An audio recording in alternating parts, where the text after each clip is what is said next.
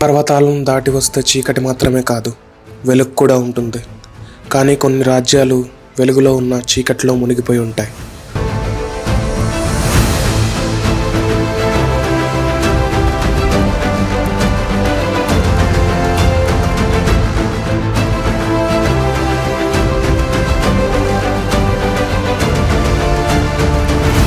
భైరవ ఓ చిన్న పర్వత శ్రేణిని దాటి ఓ చిన్న రాజ్యంలో అడుగు పెడతాడు. అక్కడి ప్రజల కన్నుల్లో వెలుగు లేదు, భయమే వారి శ్వాసగా మారింది. ఈ రాజ్యంలో ఉండేది రాజు కాదు, ఓ నియంత. దుర్మార్గంతో పాలన చేసేవాడు, ప్రజల జీవితాల్ని శాసిస్తాడు. భైరవ ఈ దుర్మార్గాన్ని చూసి భరించలేకపోతాడు. అతడు స్థానికుల నుంచి నిజాలు తెలుసుకోవడానికి ప్రయత్నిస్తాడు. కానీ అతనిని గమనించిన రాజ్య వ్యూహకర్తలు ఓ భయంకరమైన వ్యూహంతో అతనిపై దాడికి దిగుతారు. తిరుగుబాటు మొదలవుతుంది. భైరవ్ ఒక్కడే కాదు, అక్కడి ప్రజలు చిత్తశుద్ధిని ఆయుధంగా మార్చుకుంటారు.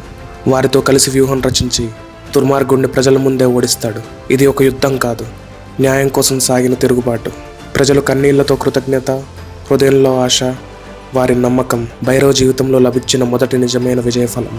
ఇప్పటి నుండి అతని యాత్ర పగ మాత్రమే కాదు, దుర్మార్గంపై ధర్మం నిలబెట్టే మహాసంగ్రామంగా మారింది.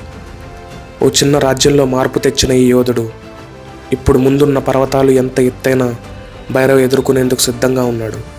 ఎందుకంటే అతడు ఒక్కడే కాదు, ఇప్పుడు అతనికి తోడుగా ఉంది ప్రజల ఆశ, ధర్మం పట్ల నిబద్ధత. ముందున్న అడుగులు గమ్యం వైపు గట్టిగా సాగుతున్నాయి. భైరవ యాత్ర ఇప్పుడు ధైర్యానికి ప్రతీకగా మారింది.